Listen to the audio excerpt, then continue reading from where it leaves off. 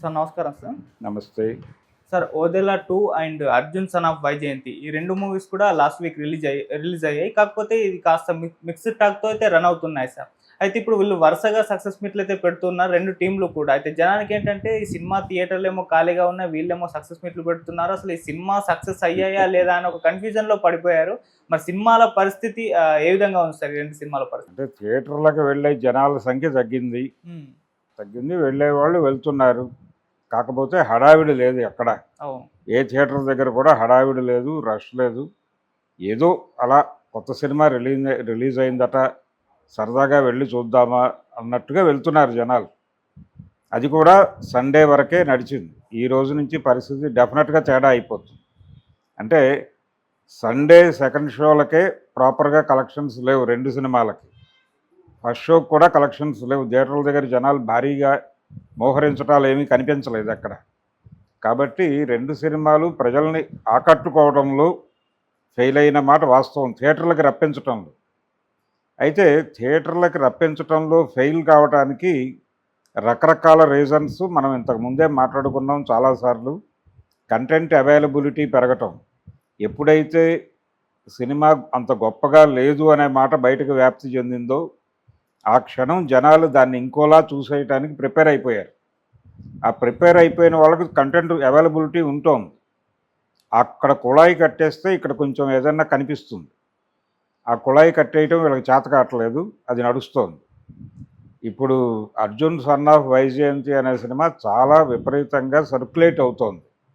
ఏది బయట internet platforms నుంచి డౌన్లోడ్ చేసి ఆ డౌన్లోడ్ చేసిన కంటెంట్ని విపరీతంగా సర్క్యులేట్ చేస్తున్నారు. ఆ ఏరియాలో దాని తాలూకా రష్ కనిపిస్తోంది, కానీ థియేటర్ల దగ్గర కనిపించట్లేదు. ఇదొక దారుణమైన వ్యవహారం. అయితే ఆ సినిమా కంటెంట్కి సంబంధించి పర్టికులర్గా వాళ్ళు ఆర్గ్యూ చేస్తున్నారు, మా సినిమా బెటర్గానే ఉంది కానీ బయట ప్రచారం బాగాలేదు అని. అది వాళ్ళు అనుకుంటున్నారు కంటెంట్ బాగుంది అని. ఏ ఒక్క సన్నివేశం కూడా అందులో కొత్తదనం సంతరించుకోలేదు. కొన్ని చాలా ఎమోషనల్ సీన్స్ అనుకున్నారు వాళ్ళు. ఎమోషనల్ సీన్స్ కూడా నిజానికి వాటన్నిటికీ ఒక రెఫరెన్స్ ఉంది, ప్రతి సన్నివేశానికి, ప్రతి ఎమోషన్కి. ఓకే. ఆ రెఫరెన్స్ ఉండటము ఆడియన్స్ని బాగా, అంటే వాళ్ళని ఇంటెన్సిఫై చేసే ఎమోషన్ని పండించడంలో ఫెయిల్ అయ్యారు. సన్నివేశాలు ఊహించడం బాగానే ఊహించారు, ఊహల వరకు బాగానే ఉంది, కానీ ఆ ఊహని తెర మీద ప్రజెంట్ చేసేటప్పుడు ఎగ్జిక్యూషన్ దగ్గర తేడా కొట్టింది చాలా సన్నివేశాలు. వాళ్ళు విపరీతంగా పేలుతుంది అనుకున్నటువంటి ఒక సన్నివేశం ఉంది క్లైమాక్స్లో. విజయశాంతిని కాపాడుకోవడానికి కొడుకుగా కళ్యాణ్ రామ్ చేసేటువంటి ఒక త్యాగం, అది ఎస్టాబ్లిష్ కాలేదు ప్రాపర్గా.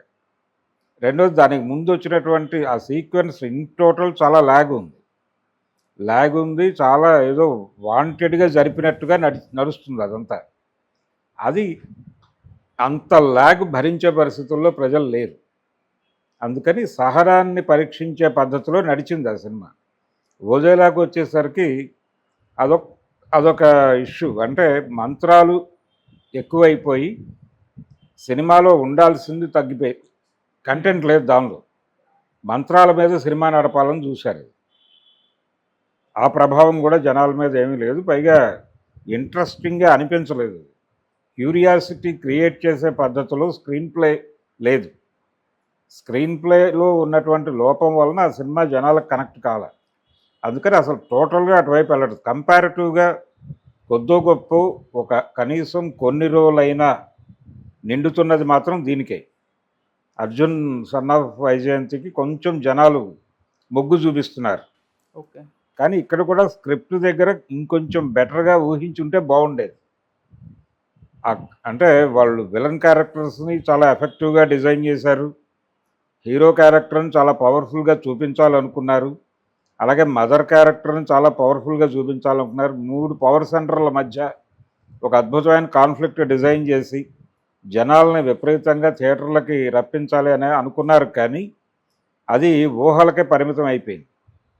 ఏ సన్నివేశము కూడా కొత్తగా అనిపించలేదు ప్రేక్షకులకి. అలాగే ప్రతిదానికి రెఫరెన్స్ ఉంది అనే విషయం ఆడియన్స్కి అర్థమయ్యే పద్ధతిలో నడిచింది.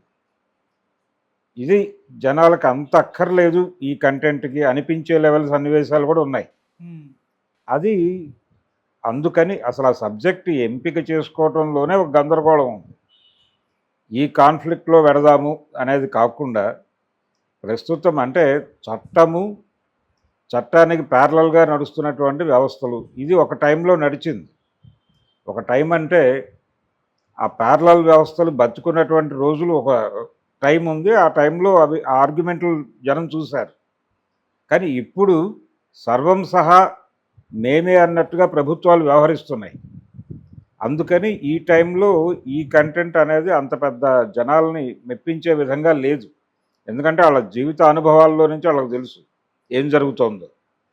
సినిమా కథకులకి డైరెక్టర్లకి ప్రస్తుతం సమాజంలో ఏం జరుగుతోందో తెలియకపోవచ్చేమో కానీ ఆ సినిమా చూసే ప్రేక్షకుడికి తెలుసు. కాబట్టి దాంతో రిలేట్ అవ్వటం అనేది అంత ఈజీ కాదు.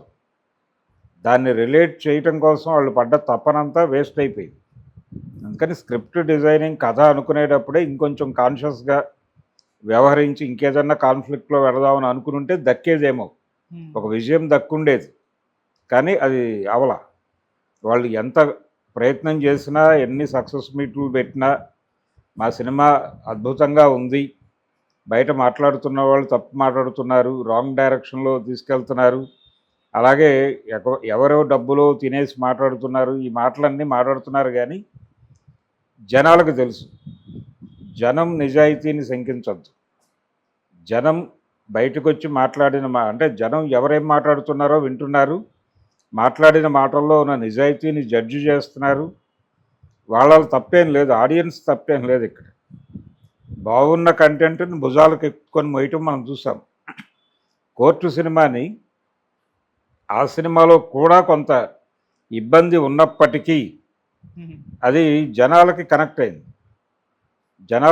అయింది, వాళ్ళు మోసారు. అది తప్పదు. మీరు కథలో కొత్తదనం ఉంటే ఎందుకు భుజానికి ఎత్తుకోరు? కొత్త కాన్ఫ్లిక్ట్ మీరు చెప్పగలిగితే జనం చూస్తారు.